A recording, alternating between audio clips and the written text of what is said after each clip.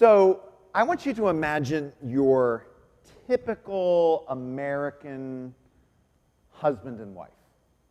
And maybe it's like before Christmas or something, and imagine the two of them go out and they go shopping for the whole day. They leave in the morning, they grab a quick lunch, they shop through the afternoon, they get home when it's dark. And after they pull into the driveway, you go and you separate them and you interview each of them. You go to the wife and said, "What did you do today? Where did you go? How are you feeling?" And then you go to the husband.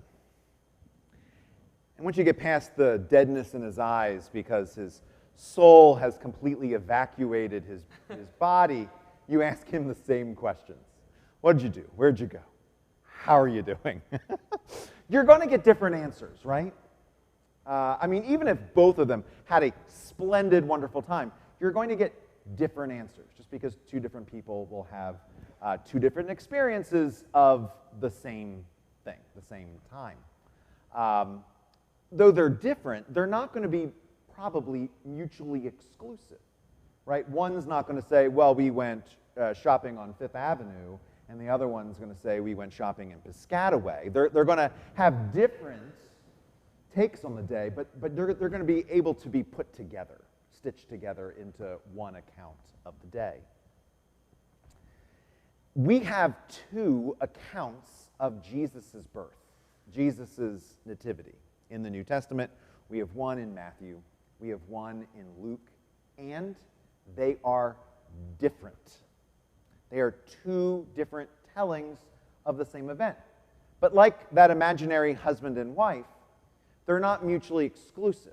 They don't necessarily contradict each other. They just tell the story in a different light, from a different angle. Together, the two stories agree, Matthew and Luke agree, that by the power of the Holy Spirit, Joseph and Mary gave birth to Jesus in Bethlehem. Here endeth the similarities of the two stories. If we only had the Gospel of Matthew, if we only had Matthew's account of the Nativity, maybe Luke didn't write his Gospel, or the first couple of pages got eaten by a camel or something, if we only had to go by Christmas in Matthew's Gospel, our nativity scenes, our creches, in our homes, in our church, in our front yards, would be very different. First of all, if we only have Matthew, we would not have shepherds, because Luke is the only one who tells the story of the shepherds hearing the angels sing Gloria, and then they go and see what's going on. And so if you take out the shepherds, you would also take out the sheep, because those sheep wouldn't have followed the shepherds in. If you only have Matthew's gospel, you would also have to take out the other animals, the manger, and the stable. Because Matthew doesn't talk anything about those either. No hint whatsoever that Jesus was born in a place that was usually reserved for animals. Matthew's gospel, Jesus is just simply born in Bethlehem. Completely devastating our creche scenes. It would hardly be worth having a creche scene because you would just have Mary, Joseph, and Jesus. That's it. If it was the other way around, if we didn't have Matthew, we only have Luke, you get most of the creche scene back. You get the animals back, you get the shepherds back, you get the manger, you get the stable and the whole thing, but you don't get the wise men. Because Matthew's the only one who tells the story of the wise men. And if you don't get the wise men, then you also don't get the star that they followed. And so all those stars that might be on top of all of our trees, we wouldn't have them. If we don't get the wise men, we don't get their gifts. Would Christmas be a gift-giving season if we didn't have the story of the Magi coming and bringing gifts to Jesus? You only have one or the other story. Our Christmases would be drastically different. We stitch these two stories together, and we come up with then our larger picture of what Jesus looks like, and then our celebration of Christmas. But the uniqueness of each story is also important. Luke's story is unapologetically joyful. The first, you've probably heard me say this before, the first several chapters of the Gospel of Luke read like a Broadway musical, because every couple of verses, someone else is breaking out into song. Zechariah breaks out into song. Mary breaks out into song. The angels break out into song. Simeon breaks out in song. It's this joyful moment when God enters into earthly existence in human form. Pure joy. Matthew's is more complex. There's certainly joy there. But there is a real sense of the light entering into the darkness. In Matthew's story, as I said, you get the wise men who see the star. We think they're probably Zoroastrian astrologers living in Persia, looking up, because they're astrologers, looking for meaning in the stars, and they see a new star, and they interpret that star to mean that a child has been born, it's going to be a king, and it's somehow a Messiah. And so they decide to get up and journey 800, 900 miles following the star to Israel. When they get there, they make a detour to Jerusalem, to the capital city. And they go to Herod, who is, his title was King of the Jews. They go to Herod and they say, we have seen a star, and it means a king is born. The King of the Jews, this is really exciting. And Herod goes, that's my title. That's my gig. And Matthew tells us that he is frightened. He's fearful. With probably good cause, because this child's kingdom is going to diametrically oppose the vision that Herod had for a kingdom. And so Herod sets a trap, and he says, well, you wise men, go, and when you find this child, come back and tell me where he is, so that I too may go and pay my respects. And what he meant by that was so that he would go and kill Jesus.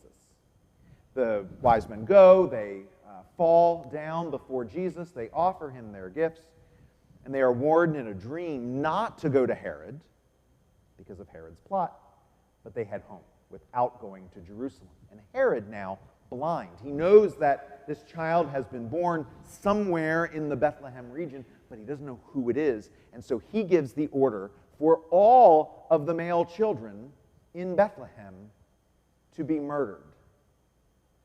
Do you see why on Christmas Eve we go with Luke's story and not this one? All the little children with sugar plum fairies dancing in their heads on Christmas Eve. You read this part of the story, they're running out of here screaming, right? It's more complicated. It's not just effusive joy.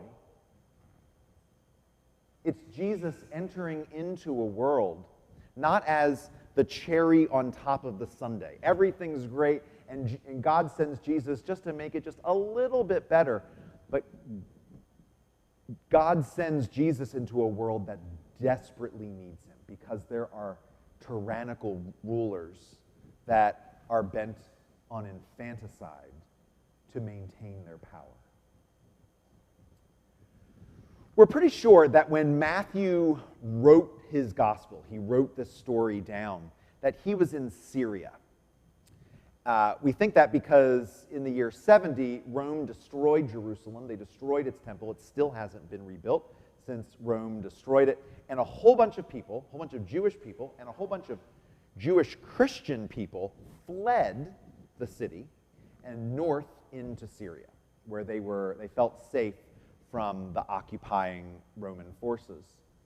And for this people who had just been conquered, whose city had just been utterly destroyed, whose way of life has been destroyed, they're worried about their freedom. They're worried about their religion. Are their ways, their culture going to survive? Do you think there was a bit of fear in the air?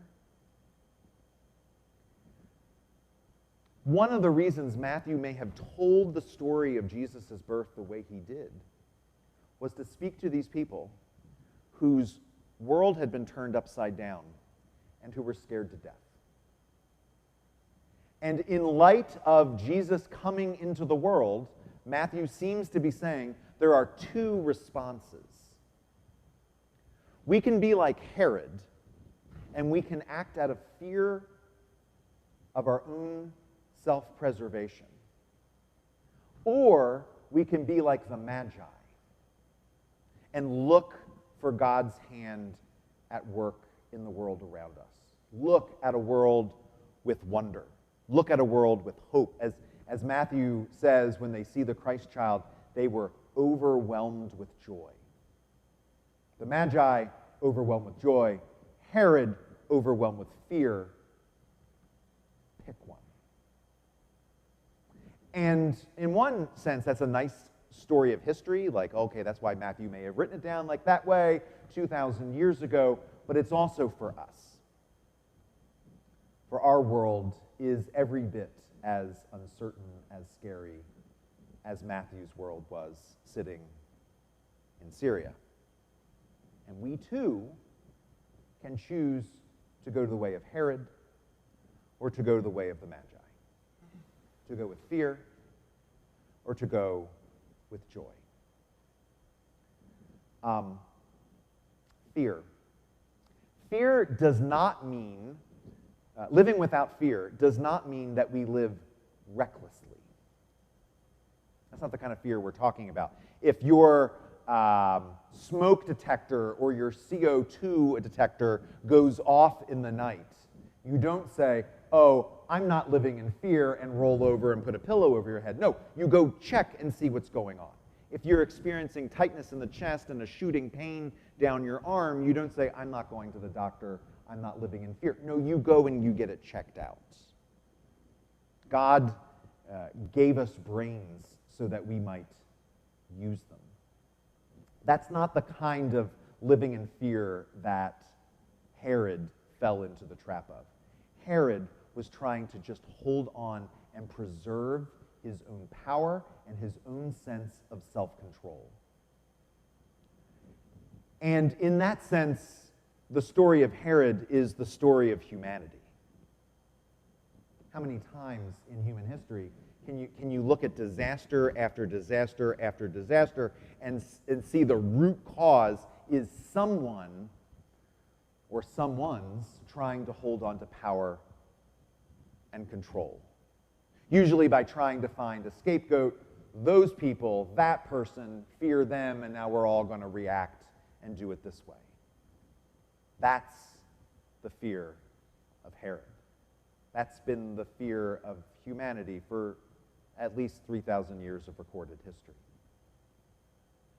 And this 9th day of Christmas, as we are just in the second day of this new year, this choice is once again on us. This year, this 2022, we have these two ways of living.